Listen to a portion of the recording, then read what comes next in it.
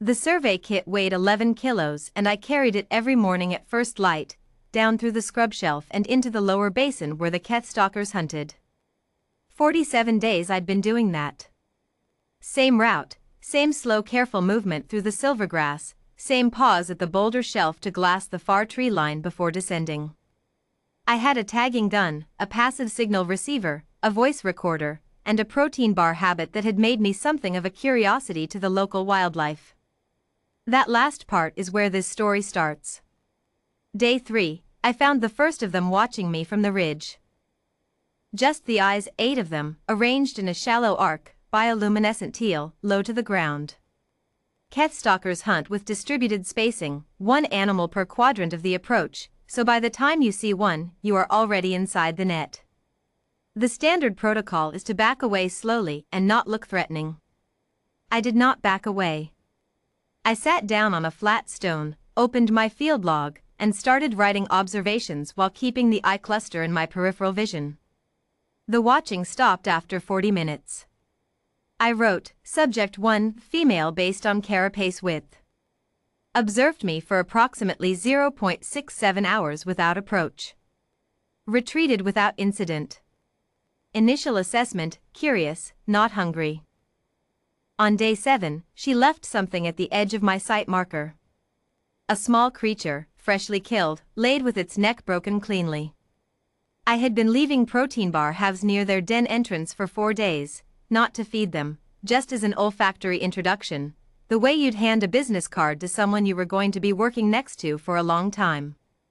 The dead specimen was her reply. She was telling me she understood the gesture and was returning it in the only currency she had. I wrote, Subject 1 has initiated reciprocal resource exchange. Adjusting assessment, social intelligence, high. By day 12 the pack knew my routine.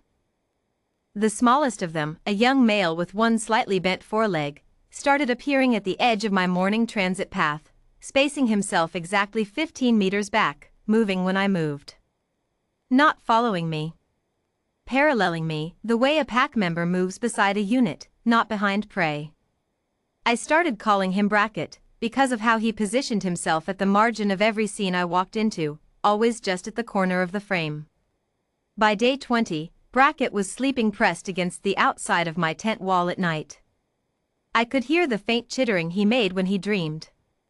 I added a notation to my field log that night, pack integration, passive bond formation, ongoing. I filed it under a heading I invented for myself, surveyed and kept. It seemed accurate. They had assessed me the same way I had assessed them, reached the same conclusion, that we were working the same territory, that neither of us was prey, and made a filing decision. They had filed me as theirs. I did not understand the weight of that filing until Commander Harvick Drayle arrived at day 47. He came in a company transit with 2 enforcement officers and a junior surveyor who looked like she'd rather be anywhere else. Drayle was a man who spoke in the passive voice of regulations. He handed me an extraction authorization before he'd finished shaking the dust off his boots. The resource stratum under the valley floor had tested positive for deep-yield mineral seams, survey phase was closing, wildlife management protocol required a predator clearance sweep. He had a relocation order. He also had, folded behind it like a secondary option, a disposal authorization. He said the Catalogued pack was the only obstacle to a clean survey close. 6 animals, high danger classification. Did I have useful behavioral data that might help with relocation? I looked at the relocation order. Then the disposal authorization behind it. Then I said, I'd suggest not beginning that process today. He said, Dr. Vale, I'm not asking for a recommendation. I said, I understand that. I'm offering one anyway. He unfolded a sitemap and pointed to the den coordinates I'd filed in my daily reports. His team would approach from the eastern draw, avoided the primary sightline from the ridge. He'd done his reading, knew their response patterns. Animals sedated and crated before nightfall. I didn't argue further. I walked back to my tent and started making coffee on the camp stove, which took about 3 minutes. In that 3 minutes I listened to Drayle brief his 2 enforcement officers on sweep formation and equipment loadout. When I turned back around, the enforcement officers had stopped talking. Drayle's junior surveyor was standing very still with her field tablet half raised, not looking at it. The lead female was at the edge of the camp. No sound, no grass movement, no displacement along the bank, nothing. She was simply there, the way a wall is there when you turn a corner. Behind her, the rest of the pack had taken position, distributed through the camp perimeter in the same quadrant spacing I'd watched them use every morning, except the quadrants were oriented inward now, toward Drayle and his team. Brackett came out of the scrub beside my tent and sat down next to my left knee. His chittering sound, the dream sound, was absent. He was entirely still. The lead female looked at Drayle. She did not look at me. She had already dealt with me, I was filed. Drayle was the open variable.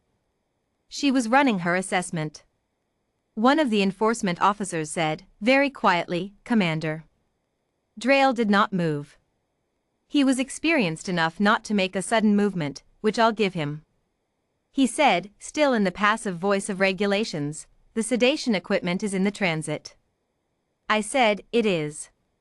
He said, "The eastern draw approach." I said, "They've been watching you since you got out of the transit.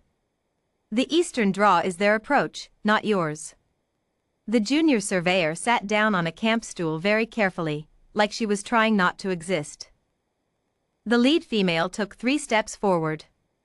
She was not charging.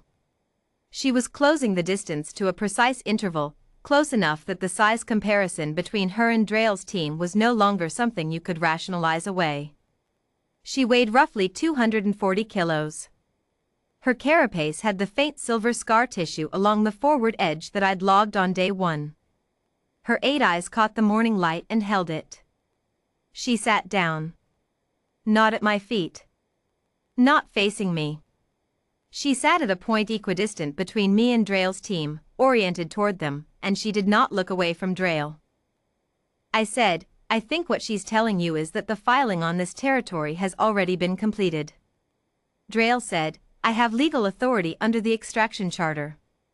I said, "You do." The Keth stalkers don't recognize the extraction charter. They recognize something older than that. If you want to run the sedation protocol, you're going to need a significantly larger team. And a different valley. One of the enforcement officers said, quieter than before, "Commander. Please." Drayle stood in the silence for a long time. The lead female did not move. Brackett did not move. The 5 others in their quadrant positions around the camp perimeter did not move. The only sound was the wind off the ridge and the distant percussion of some smaller fauna going about its morning in the scrub above us, unconcerned. Drayle folded the disposal authorization back into his jacket pocket. He folded the relocation order into the same pocket. He picked up his site map from the camp table and rolled it without looking at what he was doing, keeping his eyes approximately in the direction of the company transit. He said, "I'll need to file a site assessment amendment." I said, "I'll have my behavioral data package ready by end of day. Full 47-day field record. Pack territorial range, observation log, interaction indices. It'll support a protected status application to the Colonial Fauna Board. Might take some regulatory pressure off your office, since the site will be marked restricted before extraction bid renewal." He said that would be useful. Then he walked to his transit, and his team walked with him, and the junior surveyor walked last, not quite running, and the transit lifted and was gone over the ridge. The lead female watched it go.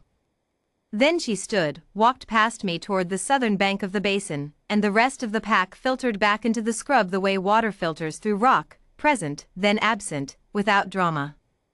Brackett stayed. He pressed himself back against the tent wall and made the small chittering sound that meant he was comfortable and did not intend to go anywhere. I sat down with my coffee and my field log and opened to a fresh page. At the top I wrote, Day 47. Survey complete. All subjects accounted for. Then under it, In the margin where I kept my informal notations, pack assessment of Drail's team 0.12 hours. Filing decision, rejected. And beneath that, just because it had been accurate from the start and still was, surveyed and kept. I submitted the protected status package by end of day. The Colonial Fauna Board acknowledged it 17 days later. The extraction bid redirected to a basin 4 kilometers west, below the Catalogued range boundary. The basin remains undisturbed. Brackett still sleeps against the tent wall when I'm in the field. The lead female still leaves things at my site marker sometimes, small items, the same clean deliberateness she's had from the beginning. I've started leaving coffee beside the den entrance in the mornings, in a small tin cup. She hasn't touched it. But she hasn't moved it either, which I've learned is her version of noted, received, filed.